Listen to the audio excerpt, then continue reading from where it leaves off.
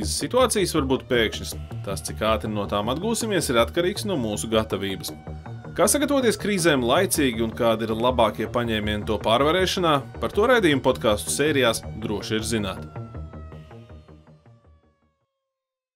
Esiet sveicināti podcastu droši ir zināt skatītāji un klausītāji. Mans vārds ir Kārlis Ročs, un jūs skatāties mūsu podkasta epizodi, kas ir veltīta veselības aprūpei kara laikā.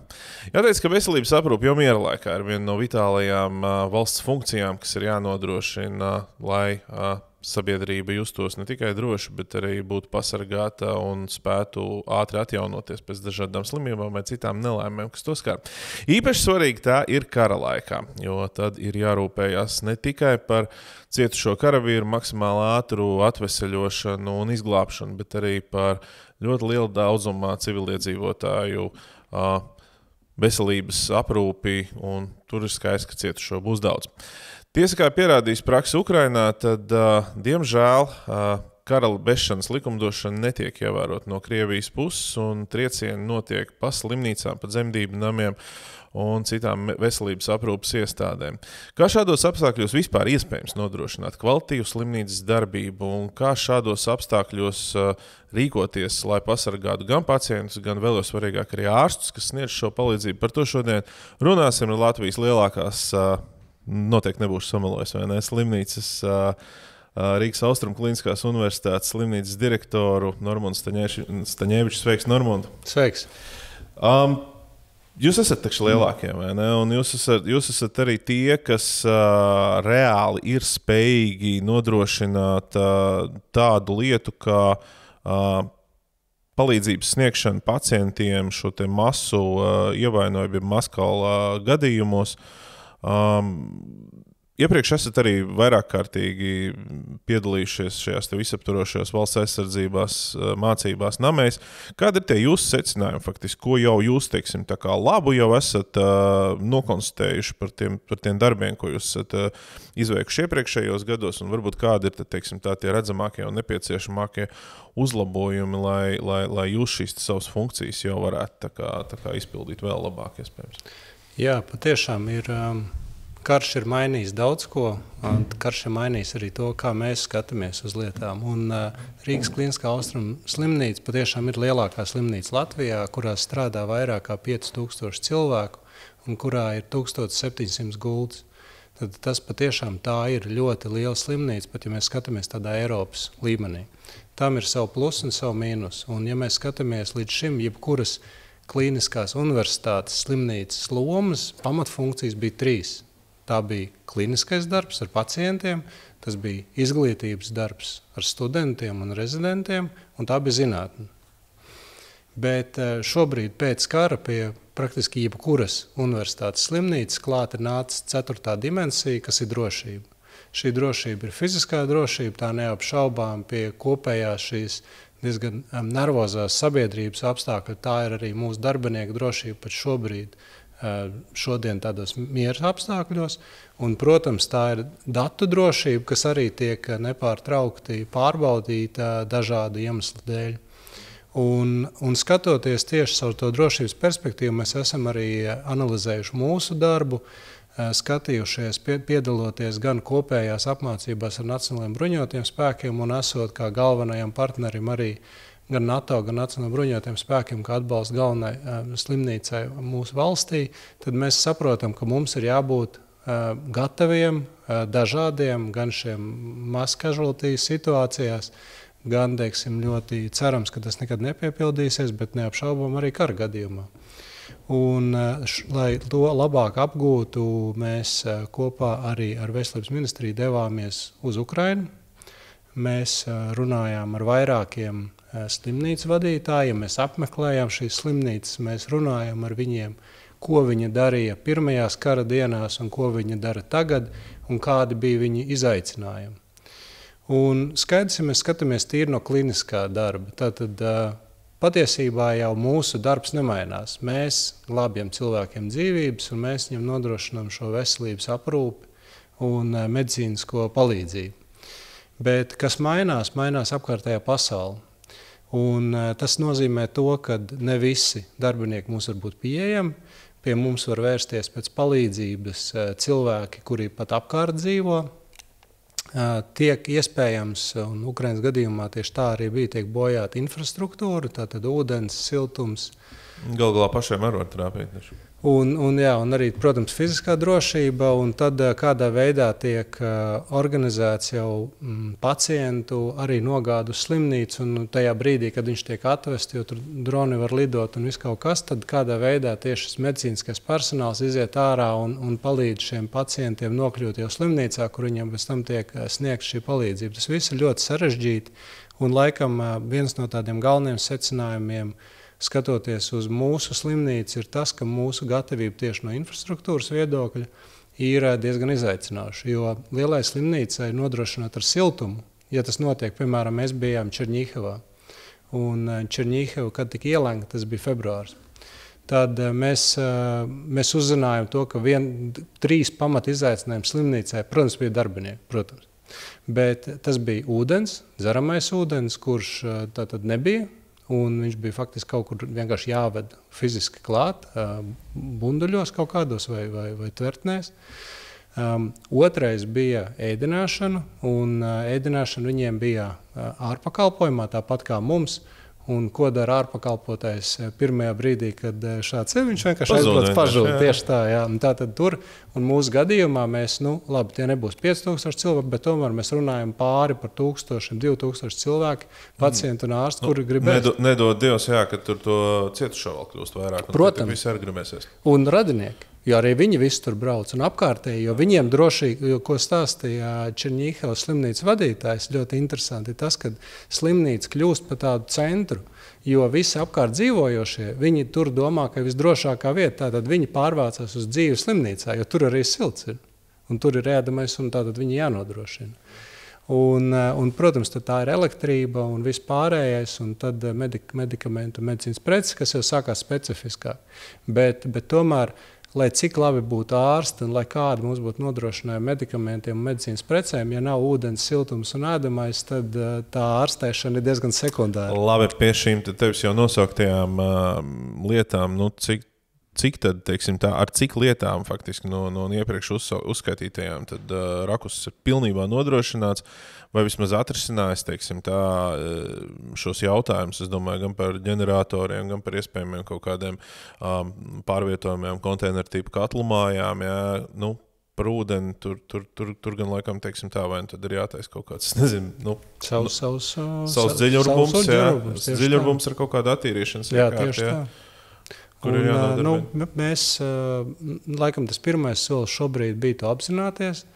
Mēs pietiekami aktīvi esam tagad strādājuši un patiešām ir labs progress panākts tieši ar elektrības jautājumā, jo mums ir ģeneratori nodrošināti šie upši, kas stabilizē elektrības svārstības vai pārtraukums, kurš ir milzīgs risks arī šobrīd pacientam, jo tas notiek mums pilsētā.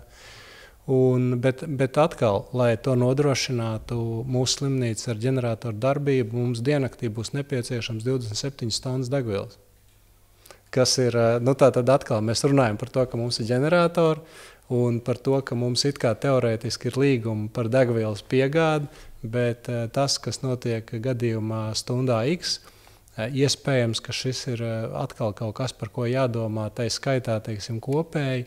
Un tas, kad ir viens no tādiem pamatsecinājumiem, pēc tam mums arī bija liels gods uzņemt pie sevis šīs Čerņīhevas slimnīcas vadītāji, un mēs izstaigājām gan neatliekamo, gan visu slimnīcu, pārunājām, ko viņš redz, ko vajadzētu uzlabot, varbūt tos pašus pagrabus, kurus varētu izmantot kā patvērsmes, un tas viņa secinājums un viņa ieteikums bija tāds, ka ir kritiski nepieciešams stiprināt sadarbību gan ar Nacionālajiem bruņotajiem spēkiem, gan kopumā ar aizsardzību, un tā skaitā arī ar iekšlietu struktūrām, jo šai sistēmai jāstrādā kopēji. Tā ir faktiski, varētu teikt, tāda multifunkcionāla komanda, kura veids kopējo darbu. Un, kā mēs zinām, jebkuras komandas stiprums ir atkarīgs no tās vājākā punkta. Un, ja mums nav laba komunikācija, tad mēs redzam, ka tas patiešām var pārvērsties sliktā situācijā, kurā apdraudēts galu galā ir pacients. Kā šobrīd tos situāciju, tos sadarbībā raksturot? Cik teiksim tā, šī savstarpējā sadarbība ir efektīva. Jo jūs jau pirmo gadu, teiksim, tā nepiedalāties tajā visaptvarošās valsts aizsardzības sistēmā, jūs jau esat ilggadējs tās pilnvērtīgs loceklis. Nu, man bija tas gods pagājušajā gadā vadīt tieši operatīvo vadības grupu mūsu slimnīcā, kad notika apmācības.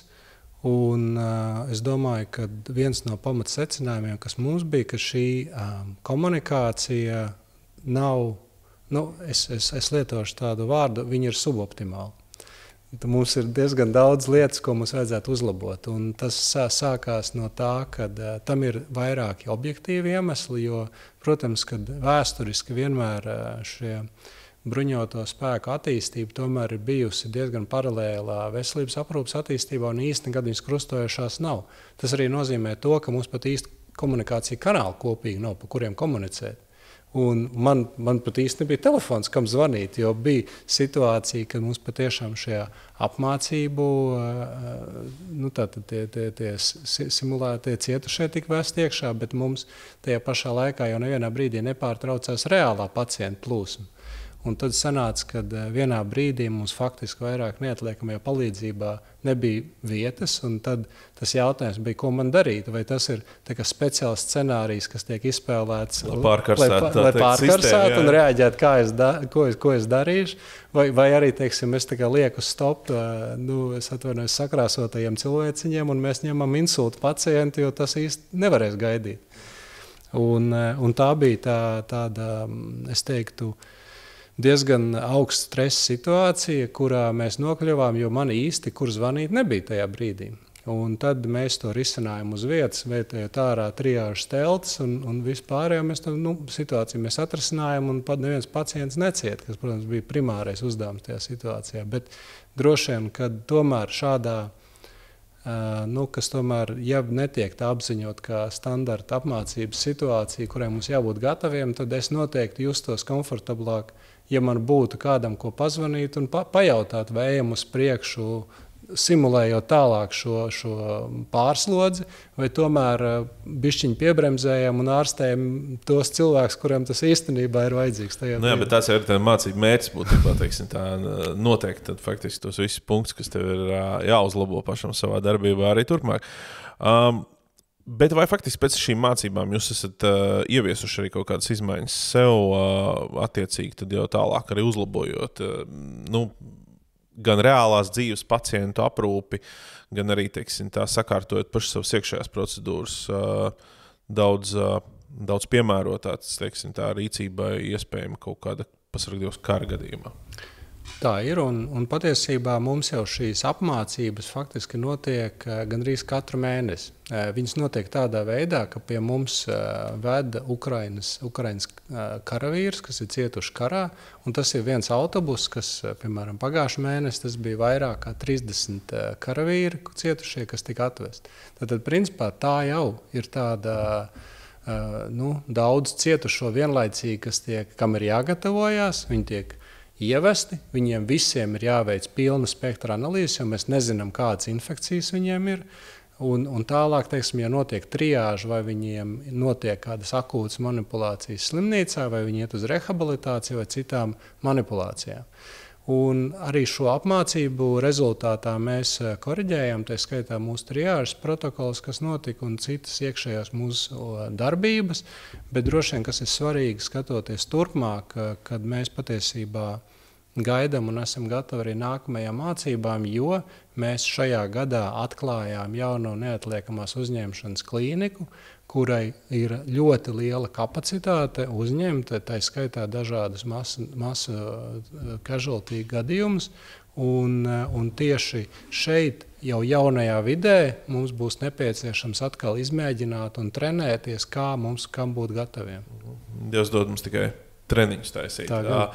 Bet, ja mēs atgriežamies, teiksim, pie tā sliktākā scenārija, kas ir attiecīgi, tad jau karš un jūsu rīcība kara gadījumā, mēs redzam, kas notiek Ukrainā. Ja? Un nelolosim ilūzijas, jūsu slimnīca arī ir tāds liels trakns mērķis, vai ne, tiem necilvēkiem, ja, kur tā tēlēni, var teikt, ir uzrakstīts trāpi man, vai ne? Un viss tas ir virs zemes. kādreiz es saprotu, kad jums arī bija šie pazemes bunkuri, laikam, ka tur laika gaitā vēl pirms kara periodā, tad tas viss tika pārbūvēts, pārtaisīts, atbilstoši to laiku vēl tajā pirmskara situācijas vajadzībām. Ja? Cik jūs esat gatavi darbam tādos apstākļos, kad tiešām nedod Dievs kaut kas pa to gaisu lido un arī krīt zemē, ja vai nav tā, ka būtībā šobrīd ir jāsāk domāt, hei, mums ir, atkal bunkuri jāceļ pa jaunu, ja? Mums ir jādomā, kā tos visus pacientus, jo skaidrs, ka no tā augstceltnieks jums ir, ātri neizvāksim viņus ārā, nepārvedīsim. Personāli arī ātri nepaglābs. Droši vien tur ir divas. Viens ir viņas ātri neizvāks, un otrs ir uz kurien tad viņas viss vedīs. Bet es domāju, ka šeit tas, ko arī pierādīja Ukrainas stāsts, ir pirmkārt par to, ka īsti jau, lai arī mēs uz papīra mēģinām izstrādāt kaut kādus evakuācijas plānus, kā mēs evakuēsimies, bet tad tas mūžīgais jautājums ir, uz kurien tad mēs evakuēsimies. Un līdz ar to tā realitāte arī tur ir tāda, ka tu jau nekur nebrauc, tu paliec. Un ir šis atbalsta personāls, un tāpat arī medicīnas personāls, kurš paliek, un viņi dzīvo faktiski slimnīcā. Viņi, kamēr, piemēram, Čerņihivas gadījumā, kamēr tas aplenkums tur bija, viņi vienkārši dzīvoja slimnīcā un sniedza, burtiskā nozīmē, daži ķirurgi strādāja diennakti bez apstājas un sniedz šo medicīnisko palīdzību. Savukārt viss atbalsta personāls, tā skaitā administrācijā, kas palika, rūpējās par to, lai būtu pieejami maksimāli daudz komfortablu apstākļu gan ārstiem, gan pacientiem, lai varētu nodrošināt, protams, ņemot vērā to, ka tu nevari dedzināt daudz gaismas iekšā un vispārējo, bet reāli runājot, nekur jau to aizbēgt nevar, jo ir ļoti daudz arī guļošo pacientu. Tāpēc, kas notiek, ir tas, ka mēs šobrīd arī apzinām faktiski tīri tātad pagrabus, kur mēs varam izmantot šīs telpas, kur ir 4 sienas un nav logu, un kur mēs varētu izmantot tad patiešām pa tādām patversmes gadījumā gan darbiniekiem, gan pacientiem, ja būtu tāda nepieciešamība. Par jaunu patvērsmi kaut kādu izbūvi, kur jau jūs varētu arī būt tas telpas piemērotāks, vairāk, teiksim, tā tieši šīs medicīniskās funkcijas izpildē, proti, iespējams, ka tur arī, varbūt kaut kādiem smagiem pacientiem kaut kādas manipulācijas varētu veikt, jo kaut kāda daļa tehnikas, teiksim, tā izvietot arī, lai, tur tā palīdzības sniegšana būtu kvalitatīvāka. Citiem vārdiem, pazemes slimnīca? Jā, tas ir tāds ļoti sarežģīts jautājums, jo skaidrs, ka uzbūvēt slimnīcu virs zemes ir ļoti dārgi un sarežģīti, un patiesībā jau īsti labi, kā mēs redzam, Latvijā mums pat ar to neiet. Un tad nerunājot par to, ka mēs gribētu uzbūvēt slimnīcu zem zemes. 3 reizes dārgāk, ja? Un es domāju, ka otrs ir arī jāapzinās tas, ka cik racionāli uz šo brīdi, saprotot, ja patiešām tas var būt mērķis, cik racionāli arī tur tad būtu tādu pazemes slimnīcu būvēt. Jo patiesībā droši vien, ka tas primārais mērķis būtu tomēr censties nosargāt to, lai tas nenotiktu. Bet skatoties arī to, šobrīd droši vien arī šo resursu izmantošana tīši medicīnā, vai mēs esam gatavi iesaldēt tādu naudu zem zemes, jo līdzīgās analoģijās varbūt es pastāstīšu, kas notika. Covidā bija liels valsts pasūtījums pie mums uzbūvēt šo neatliekamo palīdzību tieši infekcijām un nodrošināt gatavību infekciju gadījumā. Kas nozīmē to, ka mums būtu praktiski bez maz vai pusotrs stāvs, stāvētu slēgts, vienkārši iekonservēts infekcijām. Infekcija notiek, jā. Un mēs tomēr slimnīcā kopā arī ar nolēmām, ka tas nebūtu racionāli, un mēs šīs telpas gribam izmantot tomēr mūsu pacientiem, lai nodrošinātu aprūpi Latvijas iedzīvotājiem, un mēs viņus izveidojam pa tādām kā observācijas telpām šobrīd, un tad, teiksim, ja vajag, viņus var transformēt ātri. Un līdzīgs stāsts arī ir par visu pārējo slimnīcu, tātad šobrīd viņi strādā kā un viņi arī kara laikā būs civilā slimnīca. Tā nebūs militārais, jo tas tomēr ir kaut kas cits. Un militārais hospitāls, un tāpēc, teiksim, šīs prasības, kādā veidā viņš tiek būvēts un kādas ir prioritātes, šobrīd vairāk ir vērsts tieši uz pacientu drošību un aprūpi, un pēc tam jau domājot par to, lai mums būtu šī darbības nepārtrauktība iespējama arī turpmāk. Nu, bet mēs redzam šo te Ukrainas piemēru, ja, un tur ir gan šis Mariupoles dzemdību nams, ja, gan arī šī bērnu slimnīca, kas nesen bija, ja, nu, viņi jau tur tos mērķus, es nezinu, brīžiem liekas, ka tiešām apzināti izvēlās, ja, lai tur radītu gan lielāku šoku sabiedrībā, ja, gan arī gal galā nogalināt maksimāli daudz arī ārstus, ja, kas to palīdzību realitātei spēj sniegt. Un te nu ir tas jautājums, ja, mēs no vienas puses paļaujamies, kad ir šis racionālais naudas izlietošanas veids, no otras puses mums vajag šo funkciju nepārtrauktību un personālā aizsardzību pacientu, ja, tad kādi varbūt ir tie, tavu piefiksētie Ukraiņu kolēģu paņēmieni, ko tad var darīt un kas varbūt Latvijas gadījumā būtu tas pareizākais rīcības modelis, kādā mums būtu jāiet? Ir droši vien vairākas lietas, ko mēs varētu darīt neierobežot finanšu apstākļos, bet ņemot Viņš mums ir ierobežots, diemžēl. Jā. Un tad man bija ļoti interesanta saruna Ukrainas veselības ministrijā, kur mēs runājām, kā jau tu minēji, kad viena no lietām, ko okupanti darīja Ukrainā, bija viņi šāva uz ātrām palīdzībām. Viņi šāva uz ātrām palīdzībām, lai reāli ievainotu gan šos vadītājus, gan ārstus un samazinātu palīdzības iespējas caur to. Un kas tika izdarīts, kad inkasācijas firmas un bankas nāca palīgā nododot savas bruņotās mašīnas, kuras tika pielāgotas ātri šīm vajadzībām, un viņas tika izmantotas. Un respektīvi, šī ir tāda arī sabiedrības vienošanās. Brīdī, kad ja tas ir nepieciešams, tad mēs konsolidējam mūsu resursus un izmantojam viņus saprātīgi tos, ko iespējams šobrīd tā ir inkasācijas mašīna, bet tajā brīdī viņa tiek nodota vai no NMPD vai slimnīcas rīcībā vai bruņoto spēku rīcībā, kuru tad pēc tam var tikt izmantot pacientu transportēšanai. Ko darīt ar slimnīcām? Es domāju, ka slimnīcām uz šo brīdi ir jānodrošina pamatfunkcijas, kas saistītas ar infrastruktūru. Tad tā ir ēdināšana, ūdens siltums, un tas ir, uz ko mēs varam darīt. Jo skaidrs, ka arī patiešām mums ir jāatstrādā ierobežot finanšu resursus, un mums ir uz šo brīdi tomēr jānes arī liela atbildība par to budžetu, ko mēs ieguldam. Un es domāju, ka viens ir pilnīgi noteikti jāveido daudz spēcīgāks dialogs starp aizsardzību un veselību un iekšlietām, lai mēs varētu izveidot patiešām tādu spēcīgu, holistisku sistēmu. Otrs ir tas, kas attiecās uz nodrošinājumu. Mums jāskatās primāri uz cilvēciskajām vajadzībām, kas ir primārās vajadzības tiem cilvēkiem. Un pēc tam jau savukārt nodrošināt specifiskās medicīniskās palīdzības.